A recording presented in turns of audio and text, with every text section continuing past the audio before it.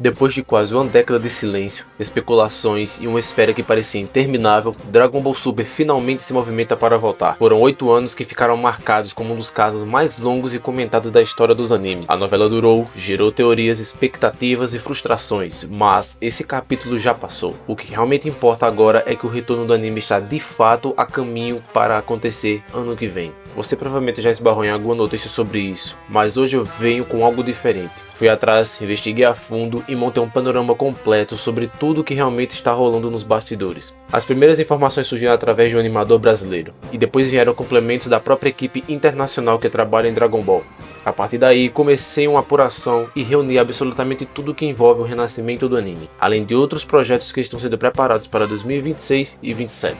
Então já se acomoda, porque esse vídeo inteiro é carregado de notícias muito fortes e muito boas para quem ama Dragon Ball. E pessoal, faça o possível para entregar conteúdo de mais alta qualidade aqui no canal. Então já deixa o like logo de início para ajudar a espalhar essas informações e manter a chama da franquia acesa. Então, bora logo pro vídeo. Prazer, sou o Everton. Hoje vou abrir completamente o jogo. O que realmente atrasou o retorno de Dragon Ball Super? Qual é a verdade que ninguém teve coragem de contar? Qual é o tamanho do investimento absurdo da Toei Animation? Porque o evento de janeiro está sendo considerado um divisor de águas e como 2026 e 2027 podem se tornar os anos mais importantes da história de Dragon Ball. Para começar, muita coisa pesada aconteceu nos bastidores nas últimas semanas. Tivemos um choque direto entre Kazuhiko Torishima, um dos maiores nomes da história editorial de Dragon Ball, e Katsuyoshi Nakatsuru, um dos principais responsáveis pelo visual do anime. Durante o painel, Torishima perguntou sem rodeios: "Você está envolvido no filme de 2027? A resposta de Nakatsuru? Um sorriso desconfortável e um desvio rápido de olhar e um "não sei", claramente evasivo, e carregado daquele tom de "não posso falar sobre isso". Isso é típico de quem está preso por cláusula de confidencialidade, e Torishima não faria esse tipo de pergunta à toa. Esse cara literalmente salvou o mangá em várias vezes, criou conceitos inteiros, dirigiu sagas inteiras na era de ouro de Dragon Ball. Mas antes de entrar no futuro, precisamos revisitar a grande dúvida: por que Dragon Ball Super nunca voltou? Entre 2018 e 2019, vários canais no YouTube afirmavam que o retorno estava certo, e quando isso não aconteceu foram taxados de mentirosos. Porém, olhando para trás, descobrimos que eles não estavam totalmente errados. A volta do Super realmente estava planejada. O problema não era a Toei, não era apenas Shueisha. O verdadeiro motivo foi causado pela Fuji TV e sua política engessada de programação. A Fuji simplesmente não aceitava que grandes franquias fossem produzidas em formato sazonal. Para eles, anime famoso tinha que ter episódio semanal um ano inteiro, sem intervalo, sem pausa e sem temporada. O problema é que quando o Super terminou, o mangá tinha acabado de dar os primeiros passos no arco do Moro. Não havia material suficiente para manter um anime semanal por anos. A equipe teria que inventar fillers sem parar, e ninguém queria isso. Para piorar, houve uma briga interna pesada. Yoko, que cuidava de tudo relacionado a Dragon Ball dentro da Shueisha, queria continuar o Super, mas a editora não queria. O conflito ficou tão sério que Yoko saiu da empresa e fundou a Capsule Corporation Tokyo, justamente para continuar gerenciando Dragon Ball de um jeito mais livre. E com tudo isso acontecendo ao mesmo tempo, o anime acabou entrando naquele hiato eterno, que esfriou o hype e fez muitos criadores desistirem. Mas agora o jogo virou completamente. A Toei fez um anúncio que mudou tudo. One Piece terá uma pausa e a partir de 2026 entrará em um formato de temporadas curtas, com cerca de 26 episódios por ano. Exatamente o modelo que a Fuji TV se recusava a aceitar. Isso derrubou a barreira que impedia Dragon Ball de avançar. Se One Piece pôde migrar, Dragon Ball também pode. A programação ideal já está na mesa.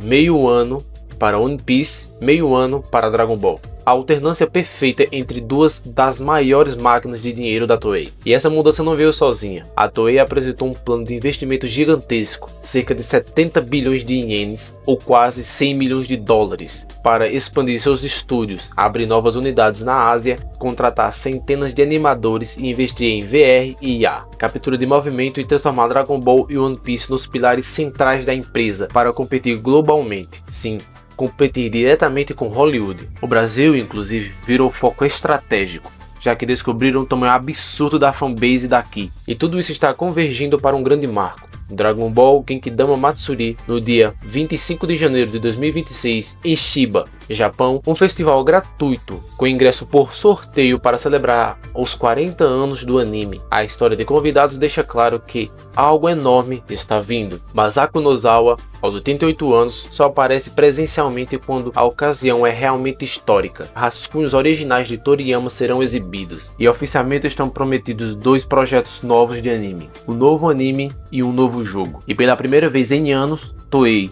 Shueisha e Bandai estão totalmente alinhadas. Uma união raríssima que só acontece quando algo gigantesco está prestes a acontecer. Enquanto isso, vazadores respeitados começaram a esquentar o clima. Geekdom 101, o maior insider de Dragon Ball, que acertou praticamente tudo sobre o Daima, afirmou que recebeu informações delicadas, mas que não quer revelar nada para não abalar os fãs. E logo após isso, Renan Rock, animador com contato direto com vários profissionais da indústria, fez postagens enigmáticas dizendo que traumas serão criados, que alguns fãs vão desistir, que não será fácil, mas a ruptura precisa acontecer. Isso abalou geral. Quando alguém que normalmente acerta começa a falar assim, é porque mudanças grandes estão no horizonte. E o que tudo isso sugere? A possibilidade de transformações profundas na franquia. Pode ser um remake de Dragon Ball Super. Se vocês quiserem, eu faço um vídeo mostrando pontos positivos e negativos sobre um remake de Dragon Ball Super. Pode ser uma reinterpretação total do mangá. Pode ser uma canonização de conceitos como Super Saiyajin 4, que curiosamente aparece na logo dos 40 anos junto apenas de elementos canônicos. Pode ser o novo anime seguindo os novos arcos Moro,